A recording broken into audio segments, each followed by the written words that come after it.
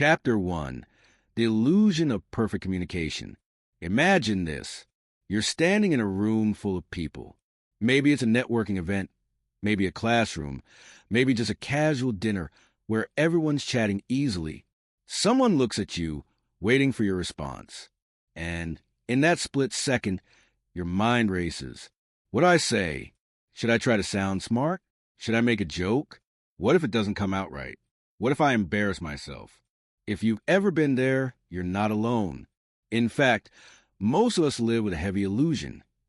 The belief that to communicate well, we need to be flawless, smooth, intelligent, persuasive. That communication is some kind of performance, and the only way to do it well is to sound polished, charismatic, or witty. But here's the truth. That belief is one of the biggest lies we've been sold about human connection. It's the myth of perfect communication, and it silently sabotages us every single day. Where the myth comes from. From an early age, many of us are taught that good speaking means speaking correctly. Schools often emphasize grammar, pronunciation, vocabulary.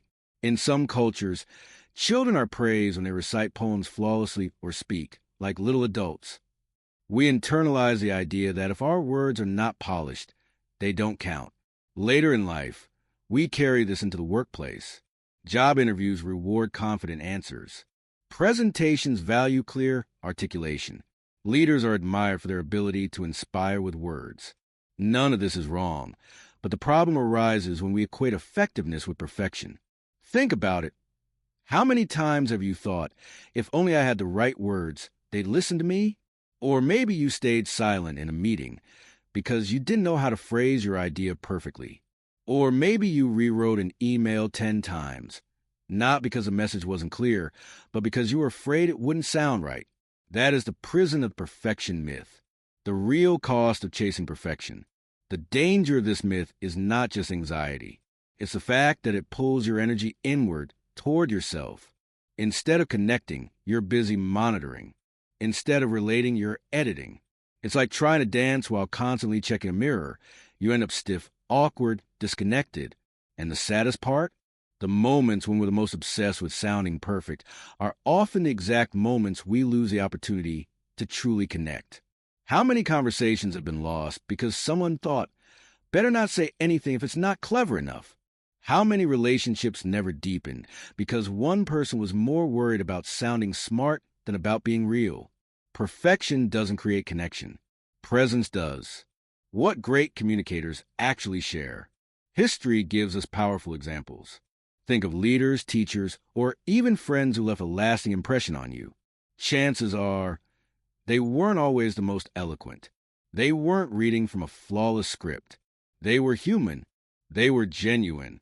A great communicator is not defined by vocabulary, but by presence, by alignment between words and energy, by the courage to be authentic rather than impressive.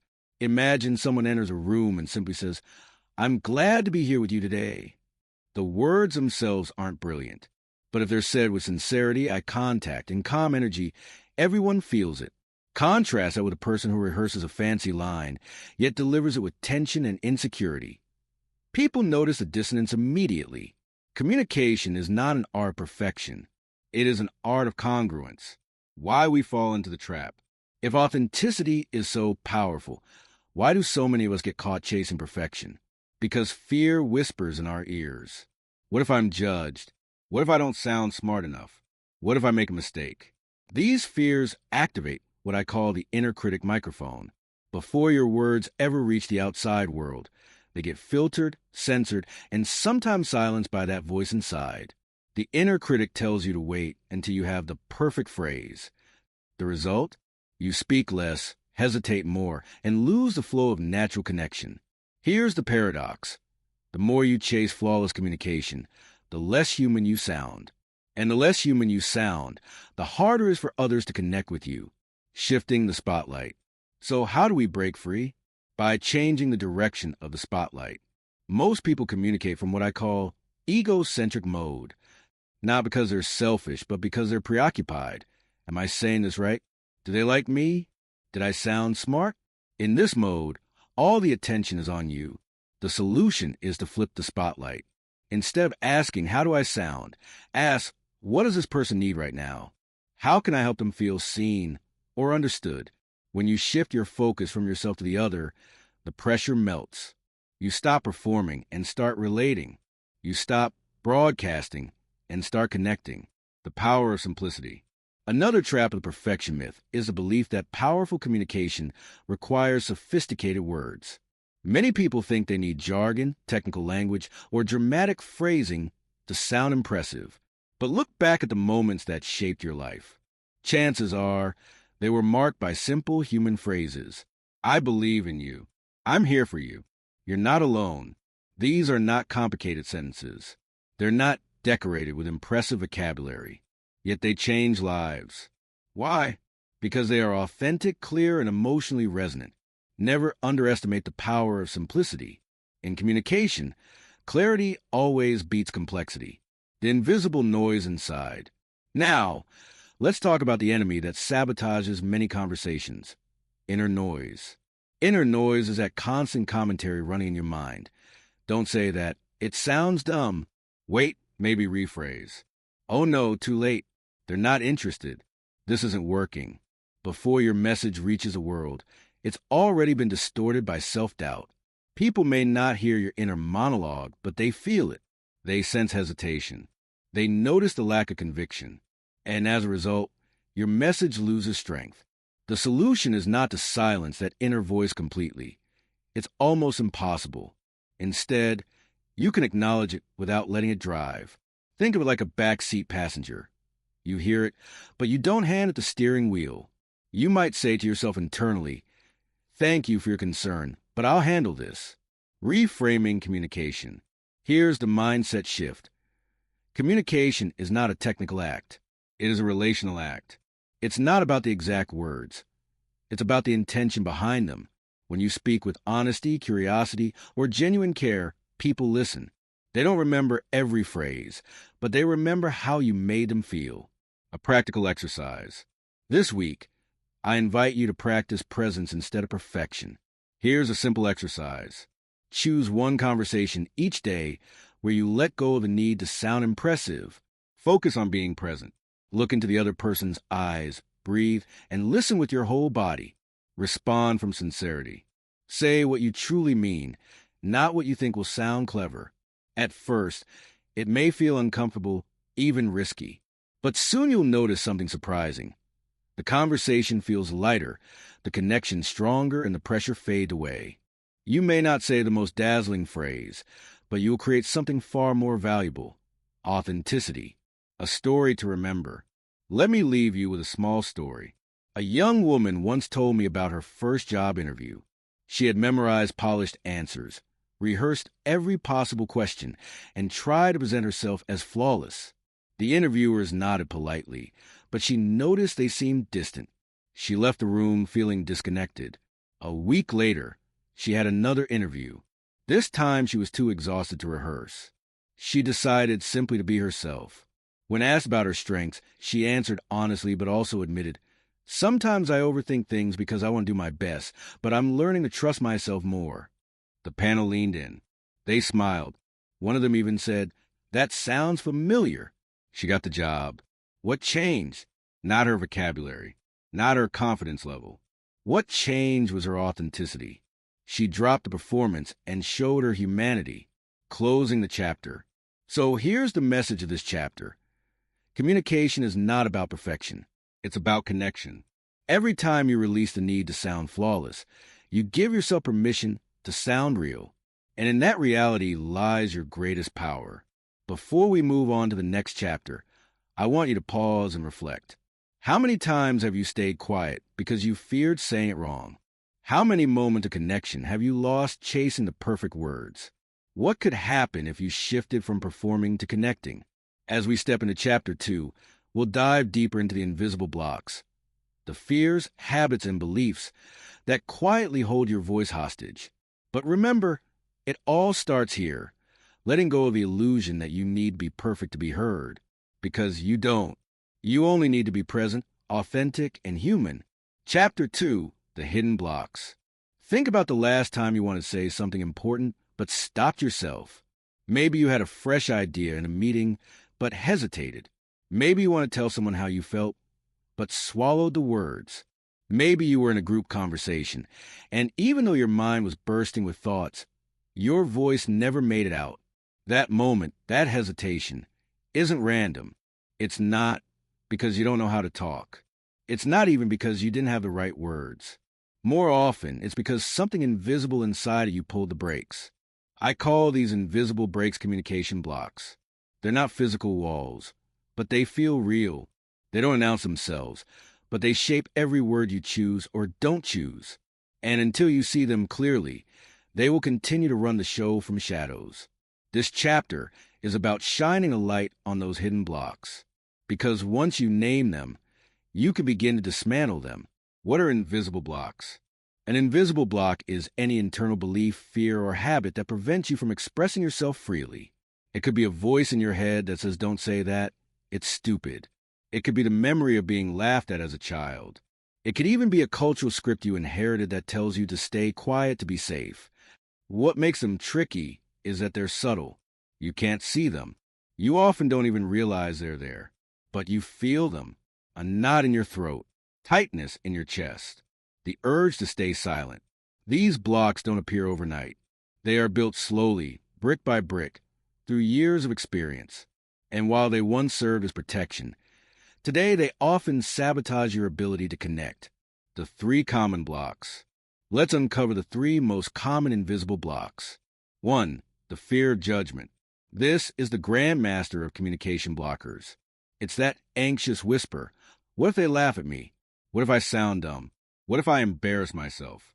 When you fear judgment, every word feels risky. You monitor yourself. You edit mid-sentence. You speak less and less until silence feels safer. But here's the hidden truth. Most people are too busy worrying about their own image to judge yours. Everyone is caught up in their own performance. The spotlight you think is on you is really just in your mind. When you realize this, the fear of judgment loses some of its grip. 2. Imposter syndrome. Have you ever thought, who am I to say this? I'm not an expert. I don't have enough credentials. Someone else could say it better. That's imposter syndrome. It convinces you that your voice doesn't matter, that you'll be exposed as a fraud the moment you speak. But let's break that down. You don't need to be the world's authority on a subject to have something valuable to share.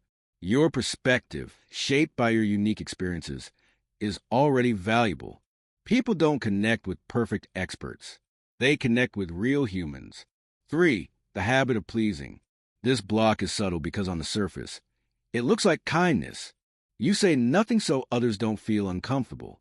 You soften your opinion to keep the peace. You hide your needs so others won't be upset.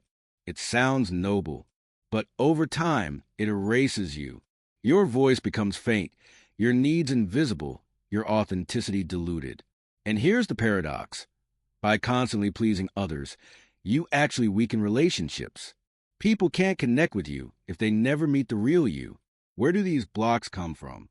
Invisible blocks often grow from small seeds planted in childhood. Maybe you were told you were too talkative. Maybe you were ridiculed for asking questions. Maybe you were praised for being quiet and obedient. Over time, those messages became rules you live by. Better stay quiet. Better not cause trouble. Better not stand out. They can also come from cultural conditioning. Some cultures prize humility and silence, teaching children that speaking up is arrogant. Others value conformity over individuality. These lessons, absorbed unconsciously, shape your adult voice. And of course, painful experiences leave deep marks. Being ignored in a meeting, being interrupted by someone louder, being criticized harshly when you were vulnerable. Each of these moments can build another brick in the wall of silence. The body remembers. Invisible blocks don't just live in the mind, they live in the body. Have you ever felt a lump in your throat before speaking?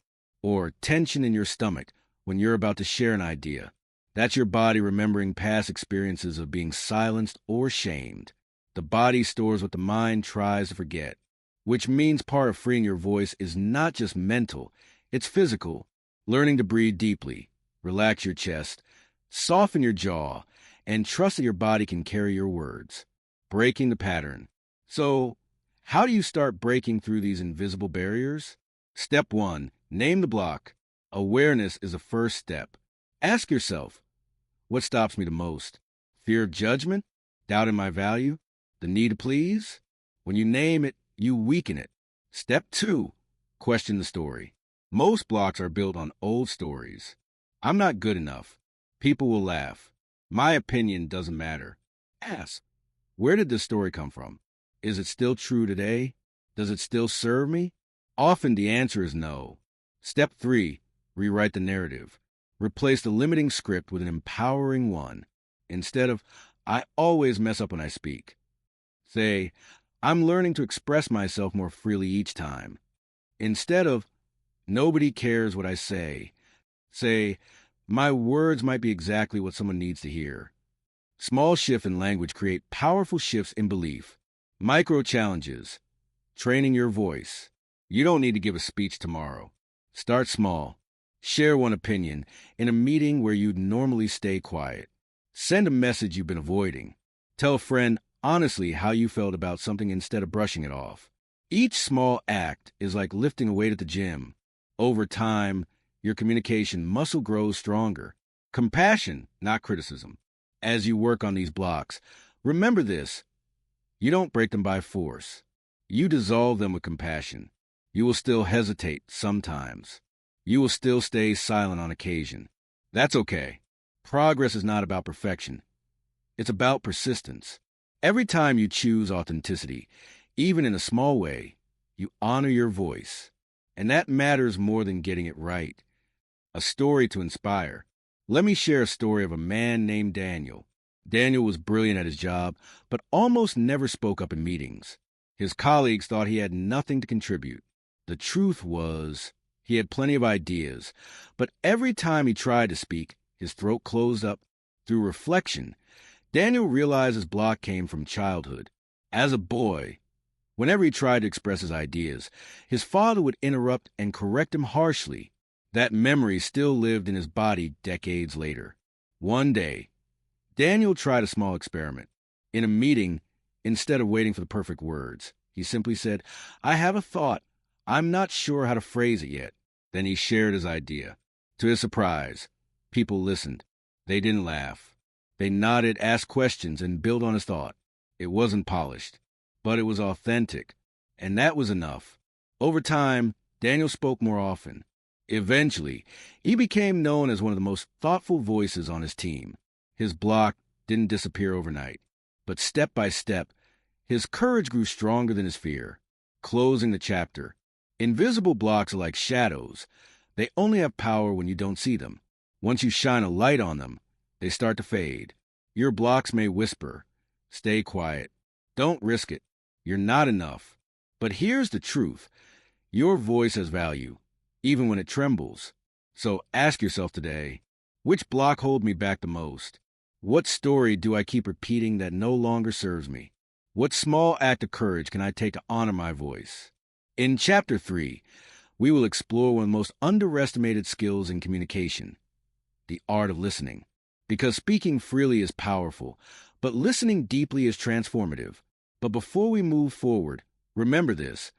The walls inside you are not permanent. They are only stories, and you have the power to rewrite them. Chapter 3, the power of deep listening. Let me start with a simple question. When was the last time you felt truly listened to?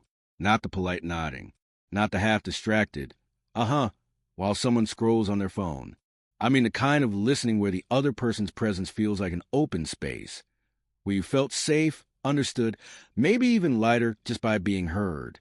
For most people, that moment is rare. Some even struggle to recall it at all. And that should tell us something.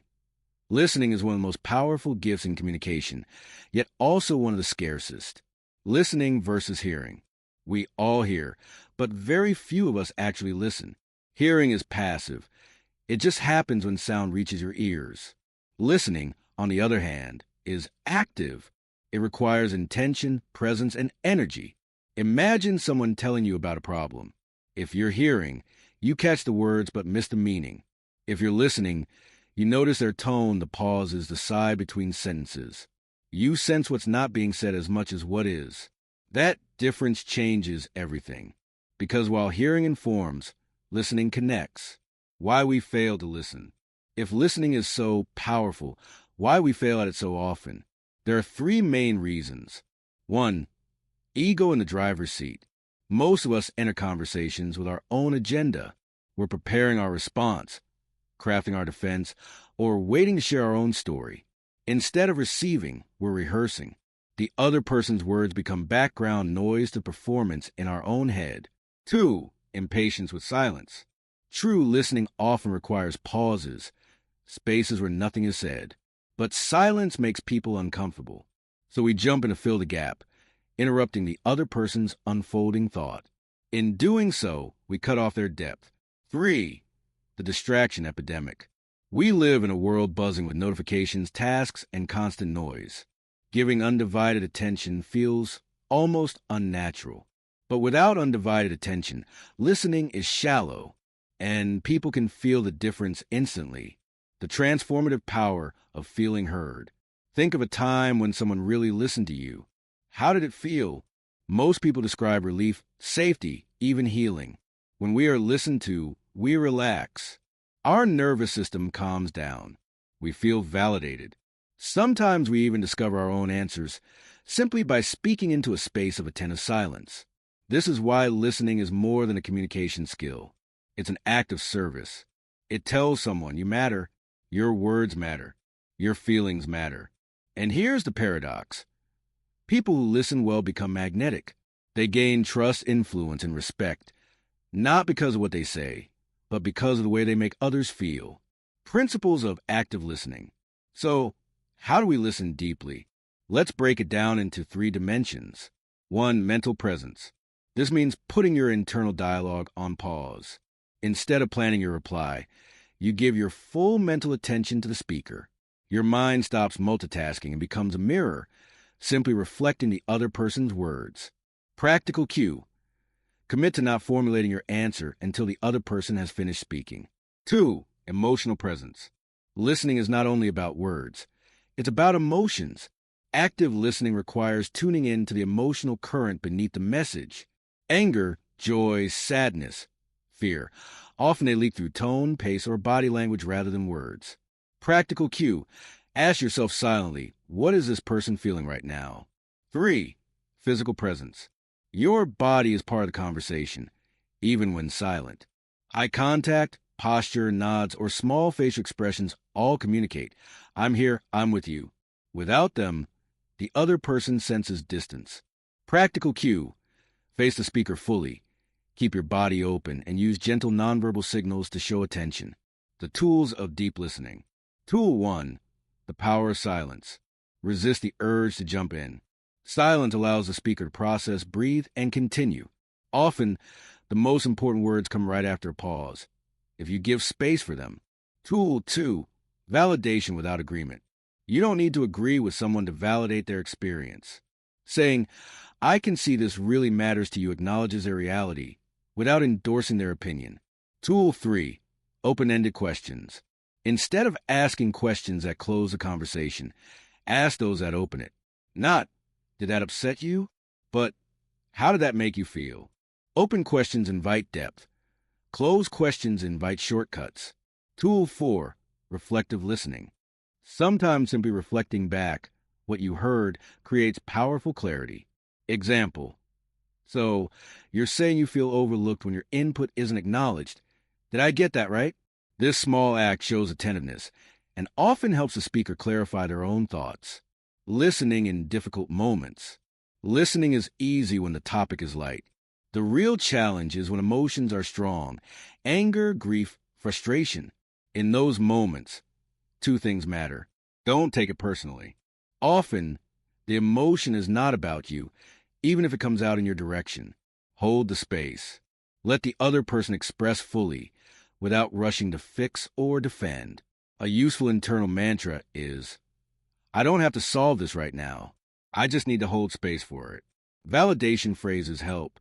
I can see how much this affects you. That sounds really tough. Notice none of these phrases try to fix the problem. They simply acknowledge the feeling. A practical challenge: the 5-minute listen. Here's an exercise for you this week. Choose one person, a friend, a partner, a colleague. Tell them, "I'd love to hear how your week has been." You've got 5 minutes, and I'll just listen. Then do exactly that. No interruptions, no advice, just presence. When they finish, thank them. If you want, ask a single open-ended question like, "And how has that been for you?" You'll be amazed at what happens. People feel lighter, sometimes even emotional, because it might be the first time in a long while that someone gave them pure attention. Story: the leader who listened. There was a manager named Elena who led a struggling team. Morale was low, productivity was dropping, and people were on the verge of quitting. Instead of calling a meeting with new rules and stricter goals, she did something unusual. She invited each team member, one by one, to her office, and for 30 minutes, she asked only one thing: "Tell me how you're doing, and I'll just listen." At first, people were skeptical, but as they spoke, they realized she wasn't interrupting, wasn't defending, wasn't rushing. She listened fully. Some cried, some vented, some shared ideas they had been holding back for months. By the end of the week, the team felt completely different, not because all problems were solved, but because they finally felt seen. Trust began to rebuild, and with trust came collaboration, energy, and motivation. Elena didn't fix her team by talking.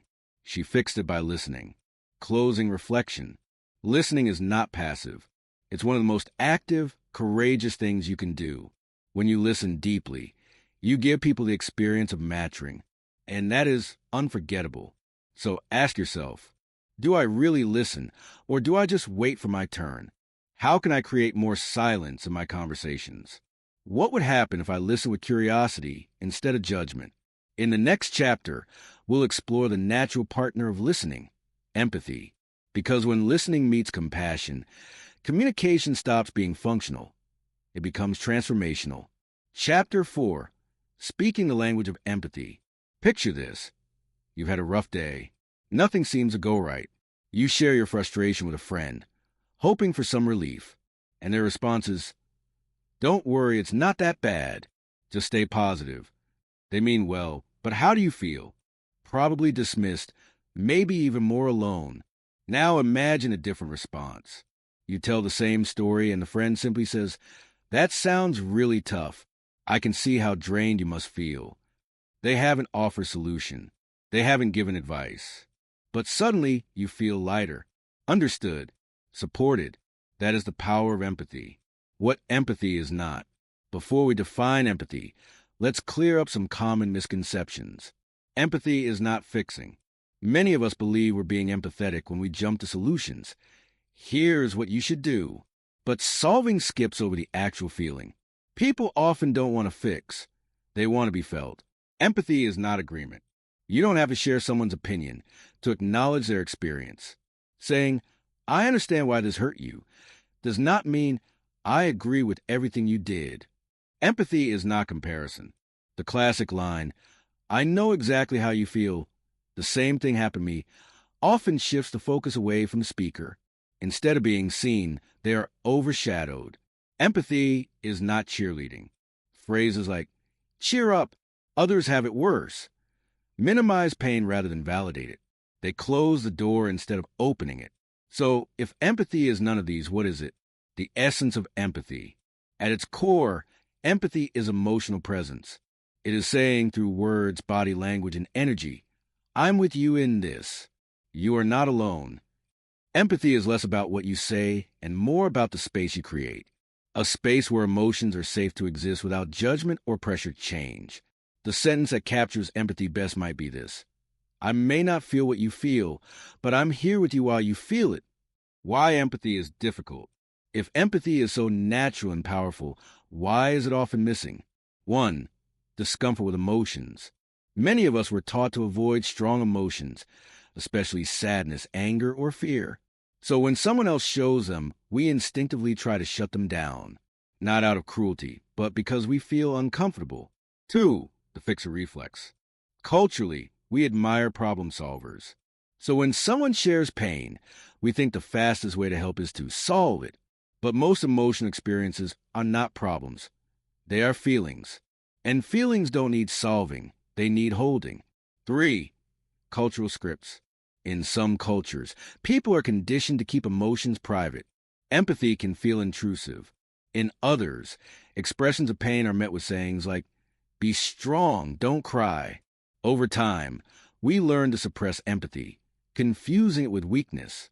But empathy is not weakness, it is strength. It takes courage to sit with someone else's pain without rushing it away. The 3 pillars of real empathy. To practice empathy effectively, think of these 3 pillars.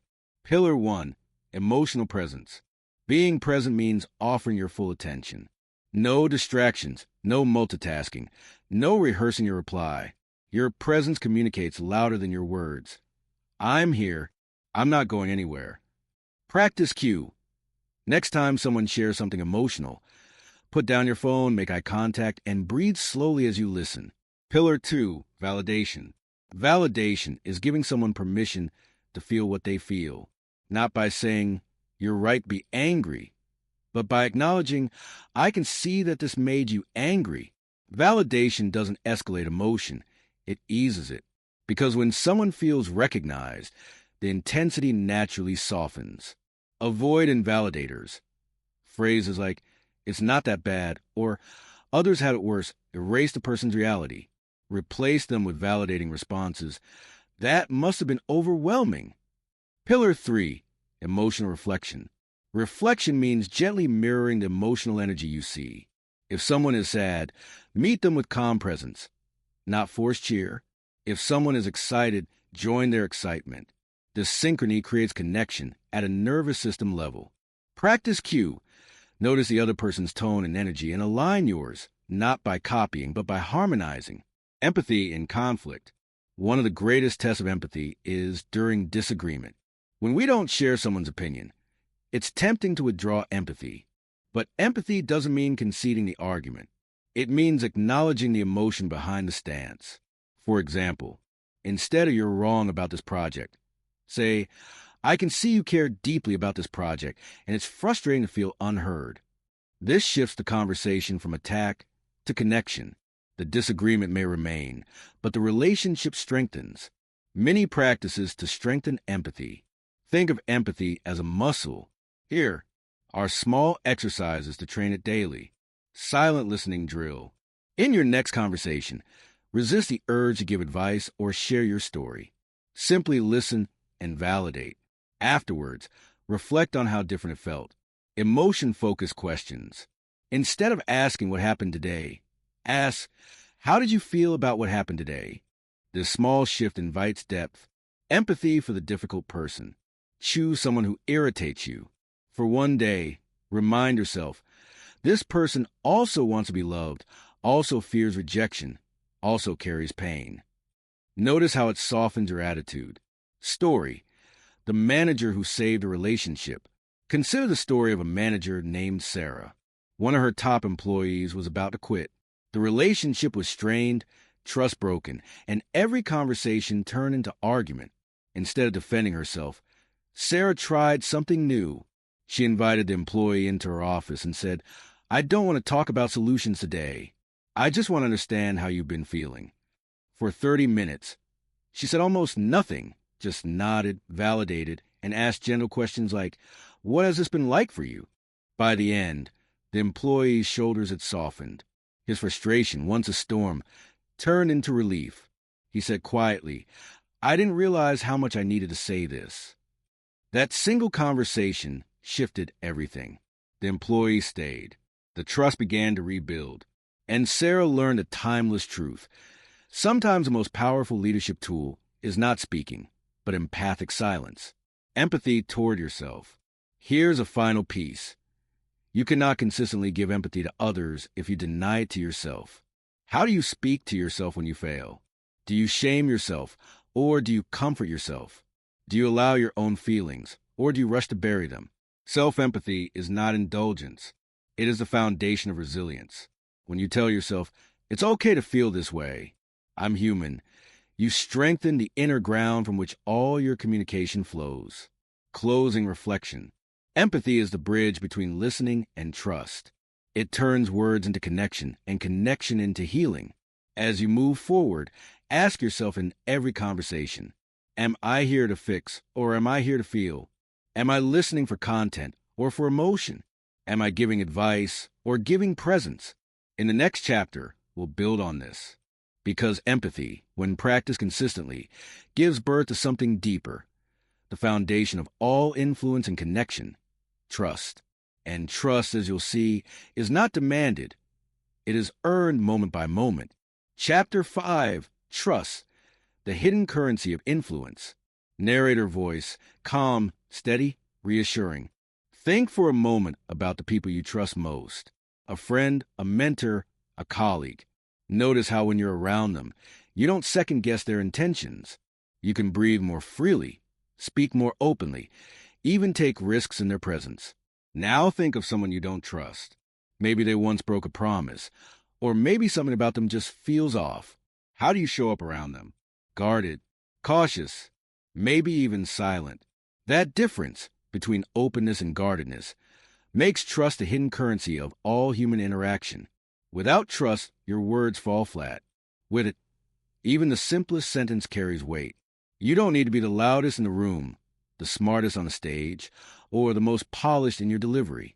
If people trust you, they will listen. What trust really is. Trust is not about perfection. It's not about never making mistakes. It is about felt safety. It's about someone knowing, I can be myself here. I won't be betrayed, ridiculed, or abandoned. At its essence, trust is congruence. Your words, your actions, and your intentions align. When what you say matches what you do, people feel steady around you. When there is a gap between them, people sense it instantly, even if they can't explain why. Why trust feels scarce. We live in a time where trust feels fragile. News cycles bombard us with scandals. Companies break promises. Politicians betray voters. Even personal relationships often collapse under the weight of broken commitments. This environment breeds skepticism. People enter conversations with protective shell. Prove to me I can trust you. That's why, in today's world, cultivating trust is not optional. It's essential. If you want to influence, inspire, or lead, trust is the ground you stand on. The 3 pillars of trust. Think of trust as a house. Its stability rests on 3 main pillars. Pillar 1, consistency. People trust what is predictable. When your words and actions align over time, others feel secure. If you say you'll call at 3 p.m. and you do, you build trust. If you say you'll call and don't, you chip away at it, even if it seems small. Consistency doesn't mean never failing. It means owning your failures when they happen. A simple, I missed this and I'm sorry, often strengthens trust more than pretending nothing happened. Practice cue. This week, notice one small promise you tend to break, like arriving late or forgetting to follow up. Choose to honor it consistently for 7 days. Pillar 2, transparency. Trust collapses when people sense you are hiding something. Transparency is not about oversharing. It's about not pretending. Admitting I don't know builds more trust than faking certainty. Saying this is hard for me builds more trust than wearing a mask of perfection. Transparency signals. What you see is what you get. There are no hidden agendas. Practice cue. In your next difficult conversation, replace one defensive excuse with an honest admission. Pillar 3, empathy. Consistency and transparency create stability, but empathy creates warmth. People trust those who not only keep their word, but also care about their feelings. When someone knows, you see me, you hear me, you value my experience, they relax their defenses, and with relaxed defenses comes openness to your influence. Practice cue. In your next disagreement, before defending your point, say, I can see why this matters to you. Self-trust, the hidden root. Here's a truth many ignore. You cannot sustain others' trust if you don't trust yourself. When you constantly doubt your words, when you betray your own boundaries, when you make promises to yourself and break them, others sense the instability. Self-trust grows through micro-commitments, small promises to yourself kept consistently.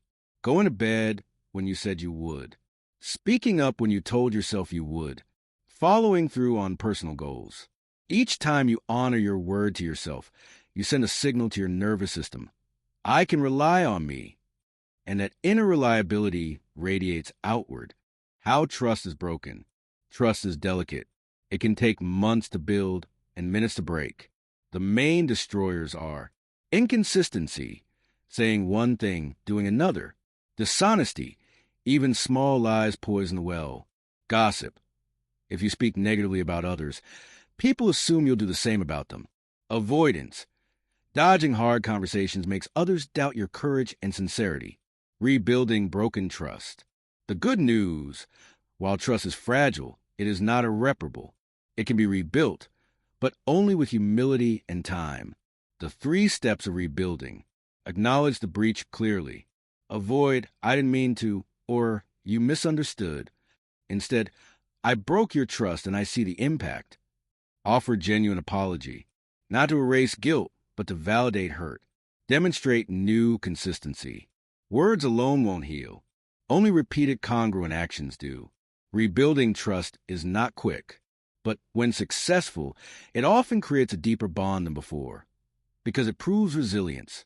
Everyday practices to strengthen trust. Trust doesn't come from grand gestures. It comes from dozens of small, consistent signals. Try these practices. Be on time. Reliability in minutes reflects reliability in character. Respond, even if briefly. Silence breeds doubt. A quick acknowledgement maintains connection. Admit when you don't know. Certainty is not required. Honesty is. Say no clearly. People trust a clear boundary more than a reluctant yes that turns into a hidden no. Acknowledge mistakes. Vulnerability creates credibility. Story, the quiet leader. In a mid-sized company, there was a project manager named Miguel. Unlike other managers, Miguel wasn't flashy. He didn't give big motivational speeches. He rarely raised his voice. But everyone wanted to work with him. Why? Because Miguel was reliable. If he promised to support you, he did. If he couldn't, he told you up front. If he made a mistake, he admitted it. Over time, his team became known as the most cooperative and resilient in the company. Not because Miguel was the most charismatic, but because he was the most trustworthy. His story proves a powerful truth. Charisma might attract attention, but trust sustains influence. Exercise, anchoring trustworthiness. Here's a simple but powerful practice. Write down 3 small promises you tend to break with others or with yourself. For the next week, choose just one and honor it without exception. Notice how your self-respect grows and how others respond differently. Trust is built not in one grand gesture, but in these micro acts of integrity. Closing reflection. Trust is the invisible thread that holds all relationships together. Without it, communication feels hollow. With it, even silence feels safe. Remember, consistency builds stability. Transparency builds honesty. Empathy builds warmth. Self-trust builds a foundation. As we move into Chapter 6, we'll explore how to use the influence trust gives you responsibly, because there's a thin line between guiding someone and manipulating them, and true communicators must know the difference. Trust gives you power. The next chapter will teach you how to wield it with ethics, clarity, and heart. Chapter 6, Influence Without Manipulation. The word influence often makes people uneasy. For some, it conjures images of sales tricks, political spin, or subtle pressure. But here's the truth.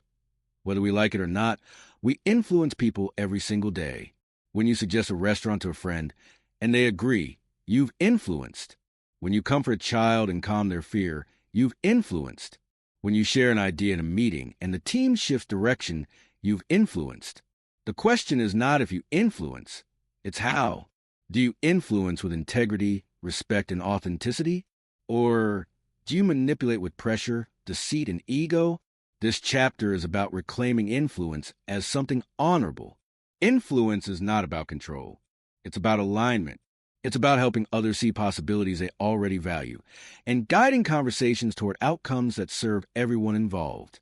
Why influence matters. Some people shy away from influence altogether, fearing it's inherently selfish. But consider this. Parents influence their children every day. Teachers influence their students. Friends influence each other's habits, values, and choices. Leaders influence teams. Communities influence culture. If you refuse to influence, you are still influencing through your silence, through your presence, through the choices you don't make. So the question becomes, will you influence unconsciously or intentionally? Will you influence for personal gain alone or for mutual growth? The emotional foundation of decision-making. Here's something science confirms.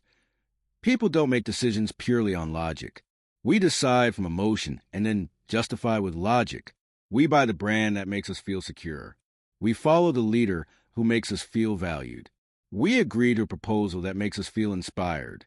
This doesn't mean logic doesn't matter, but it means that if you ignore emotion, your influence will always be limited. The ethical communicator recognizes this truth, not to exploit emotion, but to honor it.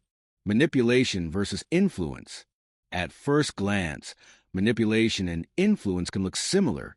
Both involve guiding someone's thoughts, feelings, or actions, but the difference lies in intention and respect. Manipulation hides information, plays on fear, and pressures for self-serving ends. Influence shares openly, honors the other's autonomy, and seeks alignment between needs. Think of it this way. Manipulation is about taking control away. Influence is about offering clarity and choice. The question to ask yourself before any persuasive conversation is simple. Am I trying to serve or am I trying to control? The 3 keys of ethical influence. 1. Emotional connection. People listen more when they feel you genuinely care. Before presenting your idea, show that you see them, hear them, and value what matters to them. Practice Q. Start with empathy. I understand how important this project is to you. 2. Purposeful intention. Be clear about your motive. Hidden agendas breed suspicion. Transparent intentions breed trust. Practice Q. Instead of disguising your reason, say it directly. I'd like to share this idea because I believe it can make things easier for the team. 3. Constructive language. Harsh or dismissive words close minds. Open, invitational language creates curiosity. Not, that won't work, you're wrong. But, I see it differently. What if we looked at it from another angle? Barriers to authentic influence. Even with good intentions, we often sabotage our influence. Here are 3 common traps. Trying to win the argument. If your goal is to be right, you've already lost influence. True influence looks for shared benefit, not victory. Overloading with logic. Facts matter, but when you drown people in data, they disconnect emotionally. Keep it human. Ignoring timing. Even the best idea falls flat if the other person is distracted, upset, or closed off. Influence is not just what you say, but when you say it. Recognizing the moment of openness. Skilled communicators know to wait for the right moment.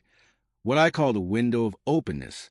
Signs include eye contact that lingers, a pause or sigh, signaling reflection, a curious question, how would that work?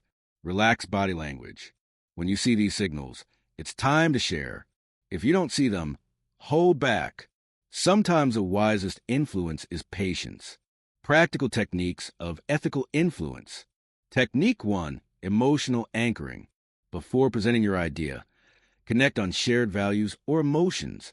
Example, we both want this project to succeed. I know how much it matters to you that the team feels included. With that in mind, here's something I'd like us to consider. By anchoring to a shared value, you lower resistance and build alignment. Technique 2, the powerful question. Instead of telling people what to do, ask questions that open reflection. What would it look like if we tried it this way? How might the solution benefit us long term? What's most important for you in this decision? Questions invite ownership. When people generate their own answers, they are more invested in the outcome. Technique 3, storytelling. Stories bypass defenses. They illustrate possibilities without argument. Imagine trying to convince a team to embrace change. You could bombard them with statistics, or you could share a story. Last year, another department faced the same challenge. At first, They resisted the new system. But once they tried it, they cut their workload in half. One team member even told me, "I wish we'd switched sooner." The story paints a picture, and the picture persuades more than raw numbers ever could. Story: the principal who won without forcing. A school principal faced a storm of resistance. Parents were furious about a new evaluation system. Meetings became shouting matches. She could have fought back with data, charts, and arguments. Instead, she opened the next meeting differently. She shared a story about her own son, who had struggled with traditional grading. He wasn't less capable. He just learned differently. The new system gave him space to shine. That's why I believe in it. The room went silent. For the first time, parents leaned in. From there, she explained the system calmly, answered questions with patience, and invited feedback. Most parents changed their stance, not because she forced them, but because she connected emotionally first.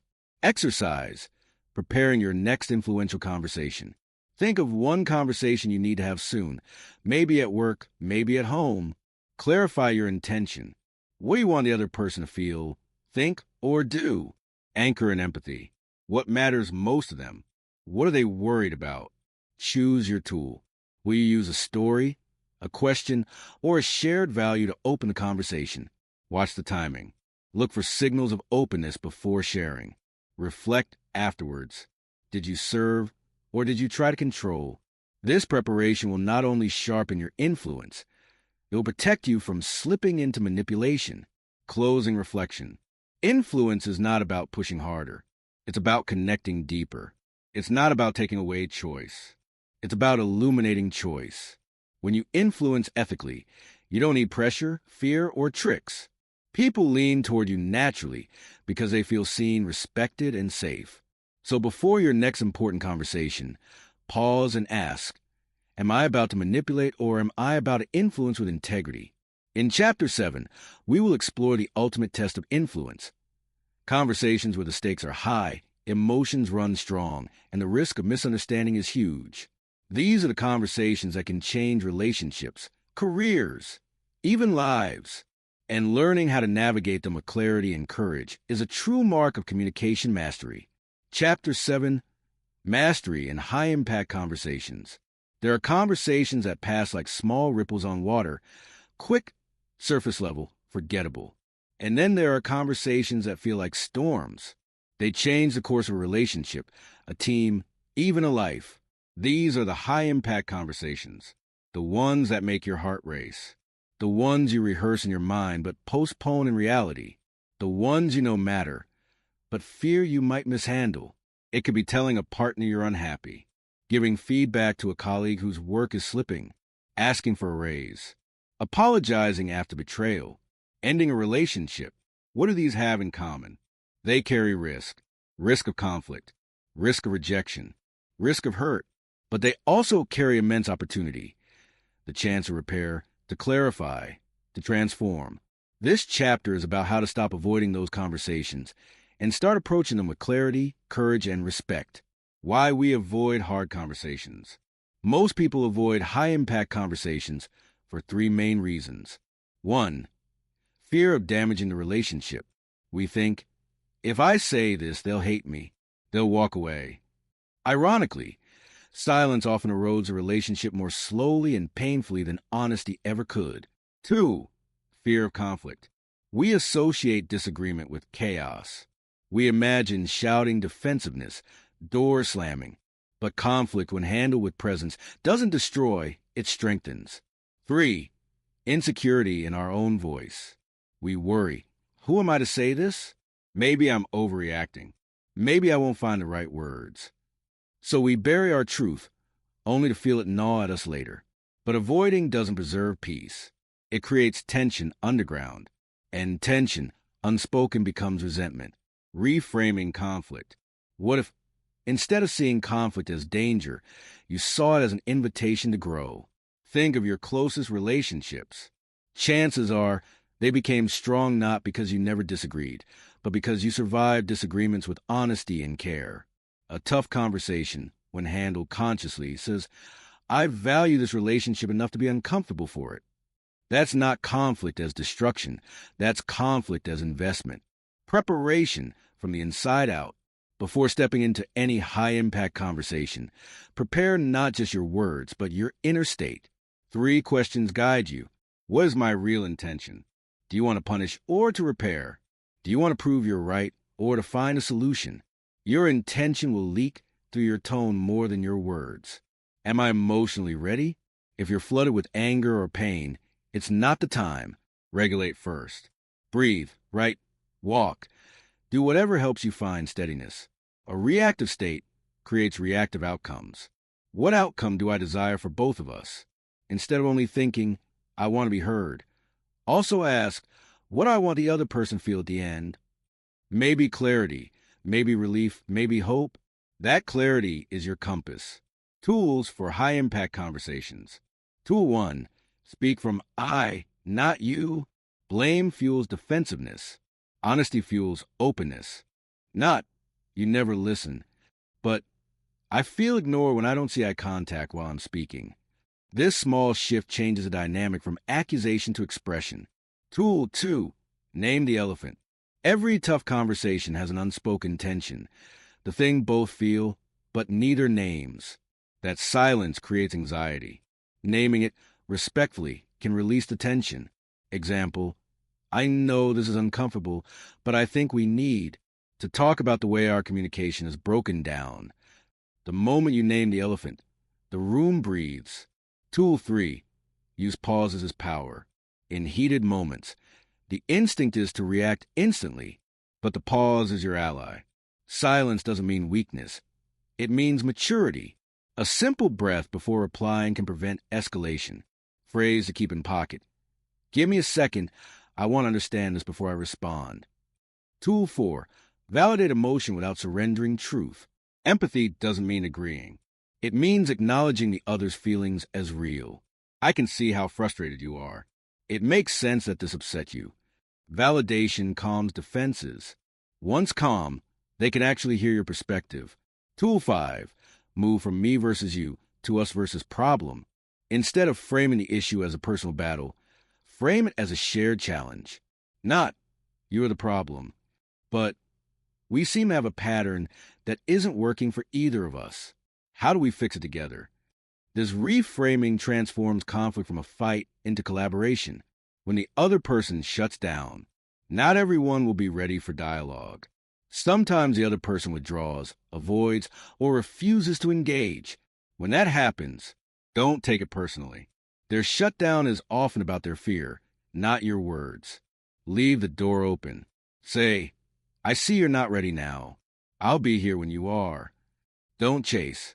Pressure creates more withdrawal. Respect their pace. High-impact conversations are not about forcing. They're about inviting. Story, the team that spoke the unspoken. A design team in a tech company had grown toxic. Members avoided each other. Projects stalled, and meetings were silent but tense. The director decided to intervene. Instead of dictating solutions, she gathered the team and said, I know the atmosphere has been heavy. I'm not here to assign blame. I want to open a space where each of us can say what's been hard.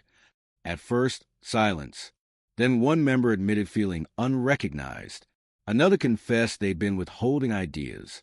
Tears appeared. Then, surprisingly, laughter. The session didn't fix everything overnight, but it released the poison of silence. The team began to rebuild, not because someone imposed a solution, but because they dared to have a high-impact conversation. Exercise the conversation you're avoiding. This week, choose one conversation you've been postponing. Write down what you would say if fear wasn't holding you back. Clarify your real intention. Is it to hurt or to heal? Visualize the outcome you want for both of you.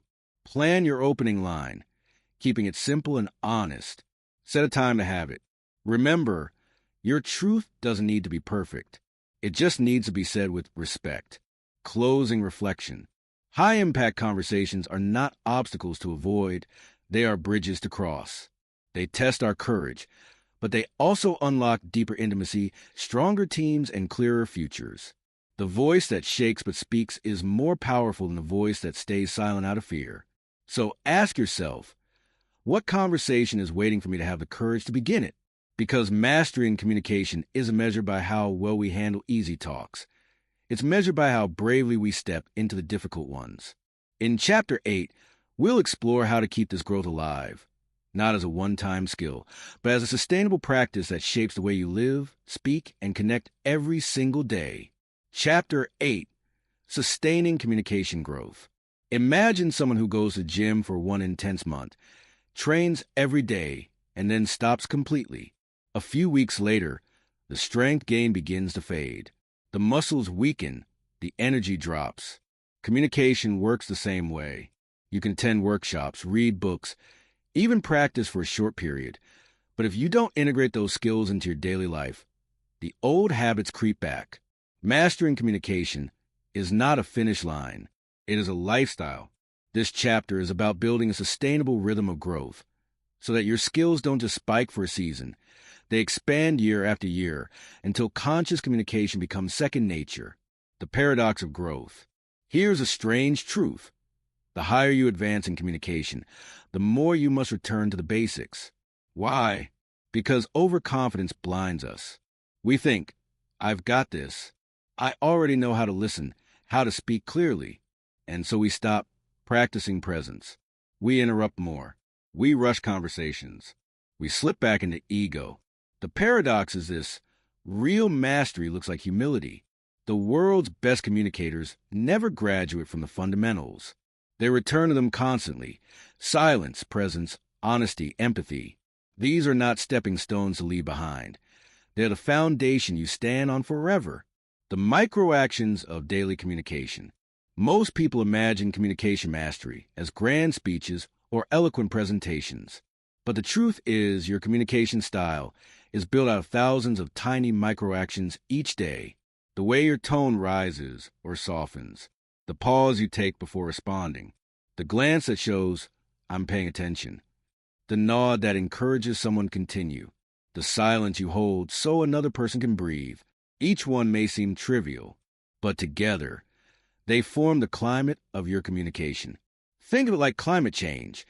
No single drop of water floods a city, but over time, small shifts accumulate into massive transformation. Your daily microactions are either building a culture connection around you or eroding it. 5 habits to sustain growth. To make sure your growth doesn't fade, integrate these 5 habits into your life. 1. Conscious feedback. We often have blind spots. Maybe you interrupt without realizing. Maybe your tone comes off sharper than you intend. Maybe your emails sound colder than you mean. Feedback is the mirror we cannot hold up for ourselves. Practice cue. Once a month, ask someone you trust. When I communicate with you, how do I make you feel? Not do I speak well, but what impact do I have on you? It may feel uncomfortable, but discomfort is the price of growth. 2. Self-reflection. Don't wait for others to point everything out. You can be your own coach by reflecting regularly. Weekly ritual. Take 5 minutes every weekend. Ask yourself, which conversation this week went well? Which conversation felt reactive or rushed? What would I do differently if I could replay it? A short reflection like this builds awareness, and awareness changes behavior. 3. Diversity of contexts. If you only practice communication with the same group of people, you stagnate. Growth comes when you step outside your comfort zone. Have conversations with people of different cultures. Engage with someone who disagrees with you politically. Try expressing yourself in writing if you're used to speaking. Try speaking up in groups if you usually hide behind messages. Each context challenges you to adapt, and adaptability is a hallmark of mastery. 4. Intentional silence. We live in a world that rewards quick replies, fast answers, instant texts. But sustainable communicators know the value of silence. Silence is not absence. Silence is space. It's where reflection deepens, where emotions settle, where connection grows. Practice cue. In your next conversation, before answering, breathe for 3 seconds. Feel the difference it makes. 5. Service-oriented communication. The ultimate way to sustain growth is to make communication not about performance, but about service. When you speak to impress, you burn out. When you speak to serve, you expand. Ask yourself, how can my words make someone feel valued? How can my listening make them feel safe? How can my presence create possibility? This shift from ego to service transforms communication from a skill into a calling, warning signs of regression. How do you know when you're slipping back into old patterns? Watch for these signs. You interrupt yourself with inner judgments before you even speak. You avoid conversations out of fear or laziness. You nod, but your mind is elsewhere. You speak in autopilot phrases without intention. You feel drained after conversations instead of connected. These signals are not failure. They are reminders. Whenever you notice them, don't beat yourself up. Simply return to basics. Breathe, listen, be present. Evolution, from technique to natural presence. At the beginning of this journey, everything feels technical. You think about steps, phrases, tools. Use I statements. Don't interrupt. Pause before responding. It can feel mechanical at first. That's normal. But over time, with practice, these tools become habits. And habits become presence. One day you realize you no longer think. Remember to listen. You just listen. You no longer think. Remember to breathe. You just breathe. That's when communication stops being a performance and becomes part of your nature. The goal isn't to sound polished. The goal is to be naturally authentic, to live in such a way that every word, every pause, every silence reflects who you truly are. Story: the nurse who communicated without trying. Let me tell you about Mariella, a nurse in a palliative care unit. She never gave speeches. She never studied communication formally. But every patient and family member who met her felt transformed. Why? Because when she entered a room, she was fully there. She didn't rush. She didn't pretend. She listened with her whole body. She said things as simple as cry as much as you need. And those simple words, paired with her presence, became unforgettable. Mariella proved a profound truth. Communication mastery is not about vocabulary. It's about presence. You don't have to impress to influence. You just have to be real. Exercise, the communication growth map. Here's a practical tool to sustain your growth. Draw a circle. Divide it into 5 sections: listening, language, emotional awareness, empathy, intention. Rate yourself from 1 to 10 in each area based on this week's experiences. Choose one section to focus on for the next week. At the end of the week, reflect, what small shift did I notice? This map helps you track progress not by perfection, but by presence. Closing reflection. Sustainable communication is not about learning once. It's about living always. Remember, growth requires humility. Mastery is built on microactions. Habits are stronger than techniques. Presence matters more than performance. So as you step into the next chapter of this journey, ask yourself, how can I treat communication as a daily practice, like breathing, like moving, like caring for my health? Because when you make conscious communication a way of life, your words stop being just words. They become bridges. They become medicine. They become seeds of transformation in everyone you meet. In Chapter 9, we'll explore a new challenge: how to bring this authenticity into the digital world, where screens, text, and emojis distort presence. Because in today's world, the way you communicate online is as important as the way you speak face-to-face.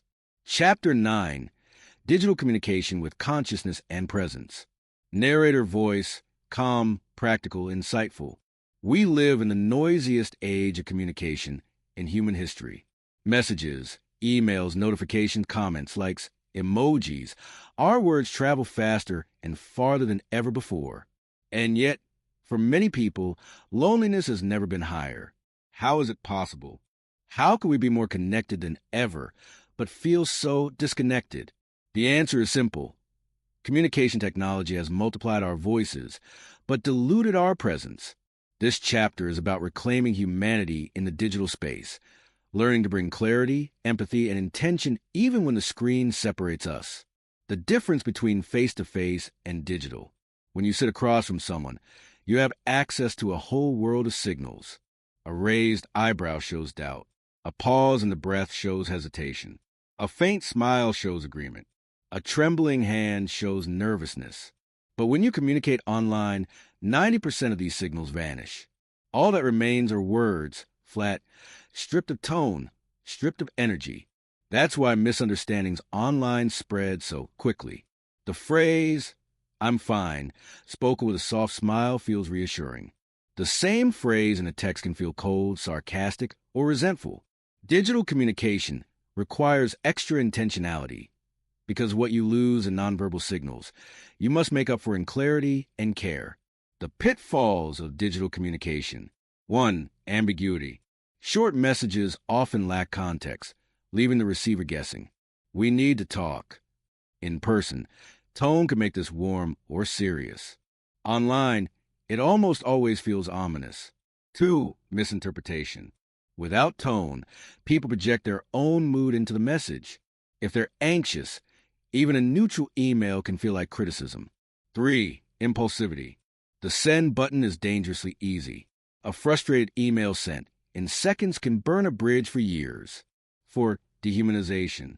When the other person is reduced to a name on a screen, it's easy to forget they're a human being with fears, hopes, and insecurities. Digital space makes it easier to be cruel, dismissive, or careless. Principles for conscious digital communication. Principle 1. Choose the right channel. Not every conversation belongs in text. Simple info, a quick message works. Emotional nuance, use voice or video. Conflict or sensitive topics. Talk live. Rule of thumb, the more emotional the message, the more human the channel. Principle 2, add emotional context. Since tone is missing, add it intentionally. Instead of, "Let's review this tomorrow," try, "Let's review this tomorrow," smiling face with smiling eyes. I'm confident we'll get it right. Instead of, "I can't right now," try, "I can't right now, but I want to give this my full attention later today." Small clarifications prevent big misinterpretations. Principle 3, pause before you send. In digital spaces, speed is the enemy of wisdom. Before hitting send, ask, "Is this message clear? Could it be misread? Am I reacting or responding?" One deep breath before sending can save hours of damage control. Principle 4, warmth over efficiency. Efficiency is valued online, but warmth builds trust. A 5-second extra sentence can transform tone. Instead of, "Attached is a report," try, "Here's a report. Thank you for your patience. I appreciate your effort on this." Efficiency wins time. Warmth wins loyalty. Principle 5, presence and video calls. In remote work and digital friendships, video calls often replace real interaction, but presence still matters. Look at the camera, not your own image. Close unrelated tabs. Multitasking shows. Use gestures and nods to mirror real-life listening. Say people's names. It pulls them back into circle. A video call is not just a meeting. It is a stage where presence communicates as loudly as words. How to maintain empathy online. The simplest way, never forget the human on the other side. Before responding harshly, pause and picture the person. Imagine their face, their life, their stress. Ask, "If we were face-to-face, would I say it this way?" Empathy is not about emojis. It's about remembering that every notification is a pulse of human presence. The danger of digital autopilot. Most people don't consciously speak. Online, they react. They scroll, they comment, they type, they send. Digital autopilot creates thoughtless comments that wound, endless group chats that exhaust, empty likes that replace real support. To reclaim your voice, you must break autopilot. Bring intention back into every message. Story, the leader who rehumanized her team. Lucia ran a creative team during the pandemic. At first, things looked fine. Deadlines were met. Meetings were held. But over time, energy drained. People turned cameras off. Chats grew shorter. The team was drifting apart. One day, Lucia closed her slides and said on Zoom, "Forget today's agenda. I don't want to talk about work. I want to know how you are, really." At first, silence. Then someone admitted feeling isolated. Another shared personal struggles. Faces softened. Cameras turned on. From that day forward, Every meeting began with 5 minutes of real check-in. Productivity didn't just return, it grew stronger because humanity had returned. Lucia proved that digital spaces don't have to be cold. Presence can travel through screens, if you choose it. Exercise 3 days of digital mindfulness. For the next 3 days, commit to these practices. Pause before sending. Breathe once, reread, then send. Add 1 sentence of warmth to every important email or message. Replace one text conversation with a voice note or call. At least once, ask someone online, "How are you really?" Notice the ripple effect. Small acts of digital presence shift the tone of entire conversations. Closing reflection. We cannot escape digital communication. It's the language of our era, but we can choose how we use it. You can use it as a weapon or as a bridge, as noise or as connection, as distraction or as presence. The difference lies in intention. So next time you type, pause. Remember, on the other side of the screen is not a device. It's a person. In Chapter 10, we'll move from the digital space to the collective space, exploring the art of speaking to groups, leading with your voice, and influencing many at once. Because when you step into the public arena, your presence no longer just shapes a message. It shapes a movement. Chapter 10, Collective Influence. Speaking to groups with impact. According to surveys across cultures, people fear public speaking more than heights, flying, or even death. Standing in front of a group, eyes fixed on you, your voice carrying through a room. Few things feel more intimidating. But here's the liberating truth. You don't need to be perfect to make an impact. You just need to be present. This chapter is about discovering how to bring authenticity, clarity, and courage into any group setting, whether it's a work meeting, a classroom, a wedding toast, or a full auditorium. Redefining public speaking. When people hear public speaking, they often imagine a politician at a podium or a TED speaker on stage. But collective influence happens in many places. Presenting an idea to your team at work, leading a workshop for clients, giving a toast at a family celebration, recording a video for your community. Every time you use your voice to reach more than one person, you are practicing public speaking. And the more you grow in life, the more often you'll find yourself in these situations. The common fears. Fear 1, I'm not good enough. This is perfectionism in disguise. But audiences don't crave flawless delivery. They crave sincerity. They don't remember your grammar.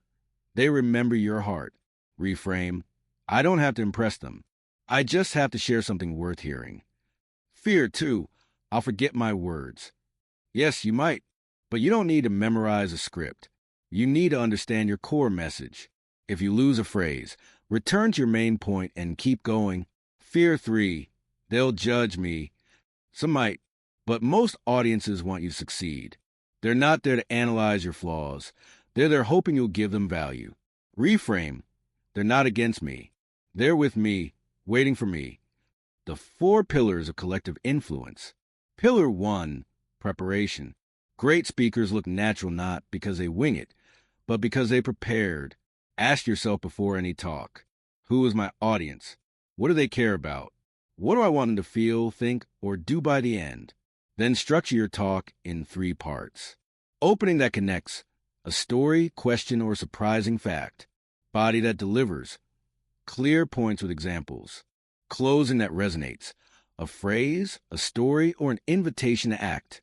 Simple structure beats complex notes every time. Pillar 2, presence. Your nonverbal communication speaks louder than words. Make eye contact with different people in the room. Breathe slowly to ground yourself. Use gestures to emphasize, not to distract. Stand tall, not rigid, but confident.